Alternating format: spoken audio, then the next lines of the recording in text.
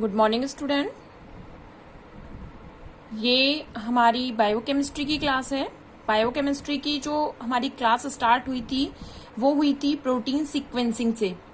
तो हमने protein sequencing में जब हम बात कर रहे थे तो प्रोटीन सीक्वेंसिंग का अगर हम टॉपिक देखते हैं तो हमने ये देखा था कि जो प्रोटीन सीक्वेंसिंग है इसमें हमने क्या किया था कि प्रोटीन सीक्वेंसिंग के 4 मेथड्स बताए थे। Determination of amino acid composition, N terminal amino acid analysis, C terminal amino acid analysis and cleavage of polypeptidase. यानी कि हमने ये 4 मेथड बताए थे जिससे हम क्या करते हैं, जो प्रोटीन्स होते हैं उन प्रोटीन को प्रैक्टिकली क्या करते हैं, एक तरीके से ब्रेक डाउन करते हैं प्रोटीन की जो चेन होती है उनको, और हम उनमें अमाइनो एसिड यानी कि वो प्रोटीन की जो चेन है, पॉलीपेप्टाइड जो चेन है उसमें अमाइनो एसिड का पर्टिकुलर सीक्वेंस क्या होता है वो डिटेक्ट करते हैं। तो ये हमने 4 मेथड्स के बारे में बात करी थी। यहाँ पर अगर हम फर्स्ट एंड सेकेंड मेथड की बात करते हैं, it means determination of amino acid composition and N terminal amino acid analysis. तो ये 2 मेथड हम हमारी लास्ट क्लास में ऑलरेडी स्टडी कर चुके हैं। आज की क्लास में जो हम स्टडी करेंगे that is the C terminal amino acid analysis. तो ये मैंने आपको पहले ही बताया था, जैसे कि ये कोई अमाइनो एसिड की या हम कहें एक पॉलीपेप्टाइड चेन है। तो इस पॉलीपेप्टाइड चेन में एक क्या होता है, अमाइन ग्रुप वाला टर्मिनल होता है और एक कार्बोक्सिलिक ग्रुप वाला टर्मिनल होता है। तो जिस एक पेप्टाइड चेन में जहां अमाइन ग्रुप प्रेजेंट होता है वो एन टर्मिनल रेजिड्यू होगा, और जहां पर कार्बोक्सिली, यदि कोई जो पेप्टाइड चेन है उसमें लास्ट वाला जो पॉइंट होगा वो कार्बोक्सिलिक ग्रुप होगा, तो वो कार्बोक्सिलिक ग्रुप वाला जो एंड होता है वो सी टर्मिनल डिटेक्ट होता है। ठीक है, तो अब हम जो प्रोसेस यूज कर रहे हैं for the detection of protein sequencing वो कौन सा कर रहे हैं, that is the C terminal amino acid analysis.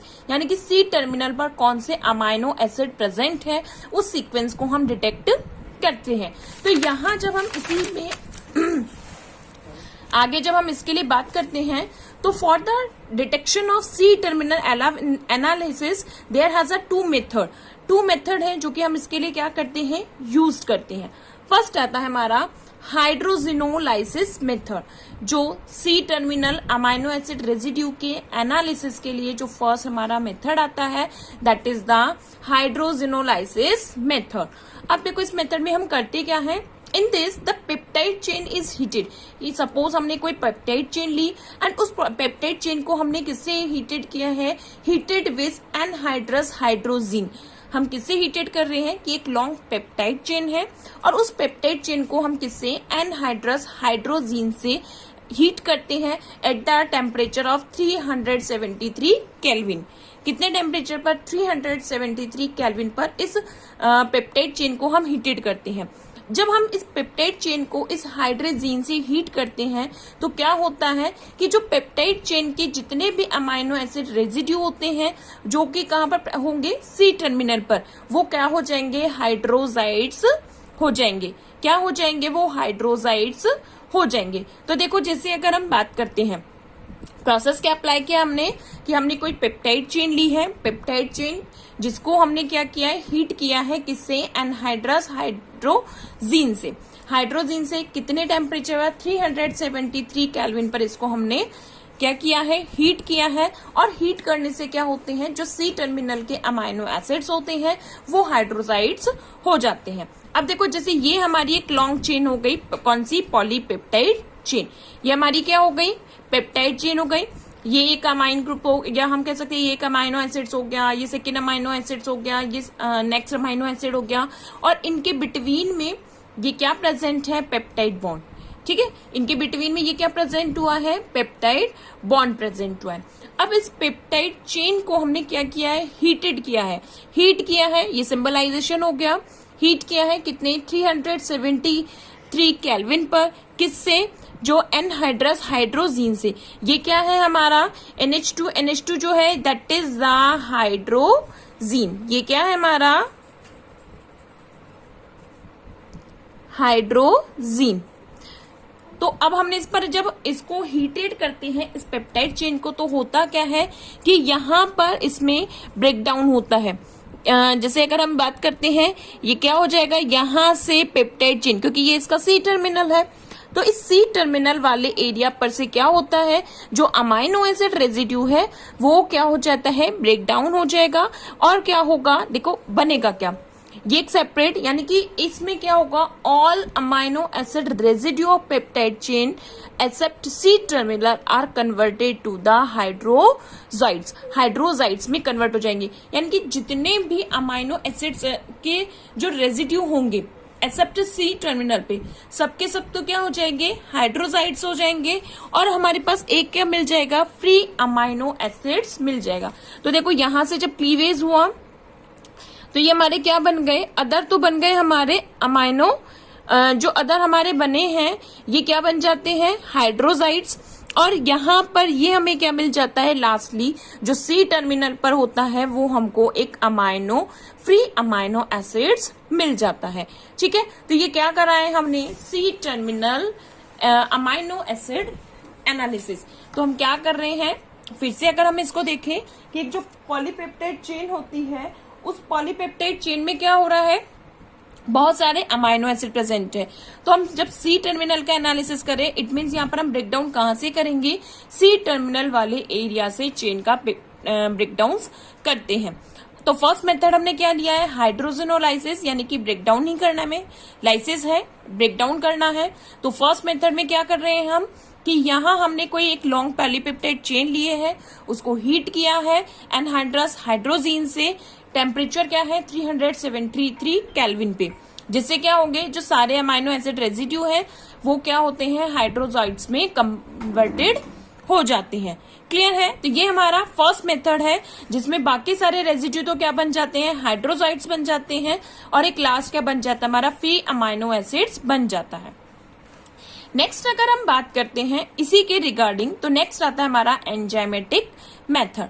क्या आता है हमारा, एंजाइमेटिक मेथड आता है। इट मींस यहाँ पर हम हाइड्रोलाइज करते हैं, हाइड्रोलाइज भी यहाँ पर भी क्या कर रहे हैं, हम हाइड्रोलाइसिस ही कर रहे हैं। अब हाइड्रोलाइज करने के लिए हम क्या करें, या तो हम कोई एसिडिक मीडियम लेंगे या हम किसके थ्रू करेंगे, एंजाइम यूज करेंगे। देखो ये हमारा वैसा ही सिमिलर है जैसे कि हमने किसमें किया था, एन टर्मिनल रेजिड्यू के लिए किया था। फर्स्ट हमने कहा था कि जो हमने कहा था फर्स्ट हमने मेथड लिया था कि अगर हम एसिडिक मीडियम स्ट्रॉन्ग एसिड या स्ट्रॉन्ग बेस लेते हैं और हम क्या करते हैं, पेप्टाइड चेन का जो हम क्या कर रहे हैं, ब्रेक डाउन कर रहे हैं, तो सिमिलर ही उसी तरीके से है। बट यहाँ हम पर्टिकुलर एरियाज में इसको यूज कर रहे हैं। पर्टिकुलर एरिया कौन सा हो गया हमारा, that is the C terminal. तो यहाँ हम क्या करते हैं, in this method we use peptide linkage and we do acidic hydrolyse, कि या तो हम क्या करेंगे, एसिडिक हाइड्रोलाइज करेंगे या हम करेंगे that all the peptide bond get cleavage, यानी कि जब हम उसका एसिडिक हाइड्रोलाइज करते हैं तो सारे के सारे जो पेप्टाइड्स बॉन्ड होते हैं वो क्लीव्ड हो जाते हैं। या अगर हम इसमें बात करते हैं नेक्स्ट, अगर हम देखें for the hydrolysis we can use acid और एंजाइम्स, यानी कि जब हम हाइड्रोलाइसिस कर रहे हैं तो हाइड्रोलाइज के लिए हम क्या कर सकते हैं, या तो हम एसिडिक मीडियम यूज करें या कोई एंजाइम यूज करें। तो अगर हम सी टर्मिनल के डिटेक्शन की बात करते हैं तो सी टर्मिनल का डिटेक्शन मोस्ट इंपॉर्टेंट नहीं होता है।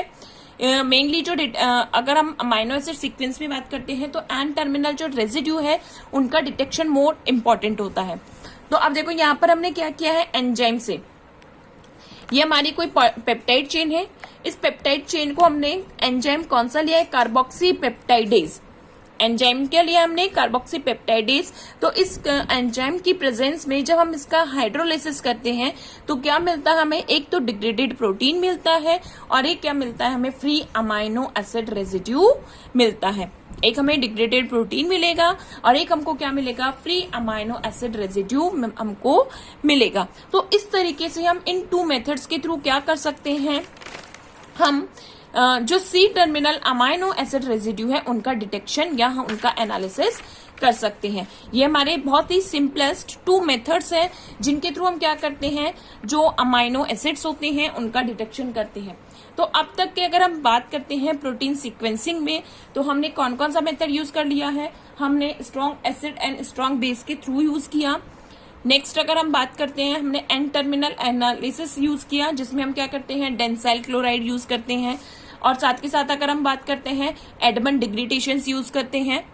फिर अगर हम बात करते हैं सी टर्मिनल रेजिड्यू में, तो वहां हम हाइड्रोजाइन, यहाँ हम क्या कहते हैं, हाइड्रोजेनोलाइसिस मेथड यूज करते हैं और एंजाइमेटिक मेथड यूज करते हैं। अब इन सारे के सारे प्रोसेस में मोस्ट इंपॉर्टेंटली अगर प्रोटीन सीक्वेंसिंग के रेफरेंस में अगर हम बात करते हैं तो वो आता है हमारा N terminal residue analysis. Protein sequencing का अगर जो मोस्टली इम्पॉर्टेंट हमारा जो टॉपिक्स आता है, या अगर हम बात करते हैं जो मतलब प्रैक्टिकली अप्रोचेबल जो मेथड आता है, वो क्या आता है, एन टर्मिनल एनालिसिस आता है। तो वहां हम मोस्ट कॉमनली जो यूज करते हैं एन टर्मिनल एनालिसिस मेथड ही यूज करते हैं for the detection of protein sequencing. Clear है। अब हमारा लास्ट जो मेथड आता है that is the specific cleavage of polypeptide chain. It is also a very important topic, बहुत इंपॉर्टेंट टॉपिक है और बहुत सिंपलेस्ट टॉपिक भी है, जो कि प्रोटीन सीक्वेंसिंग के डिटेक्शंस में यूज किया जाता है। अब जनरली अगर हम बात करते हैं, हमने अभी तक जितने भी तीनों मेथड्स पढ़े हैं हमारे, जैसे determination of amino acid composition या एन टर्मिनल एनालिसिस या सी टर्मिनल एनालिसिस, तो सारे के सारे जितनी भी प्रोटीन सीक्वेंसिंग की टेक्निक्स होती हैं उनमें पॉलीपेप्टाइड जो चेन होती है वो मोर देन 50 ही अमाइनो एसिड रेजिड्यू होंगे।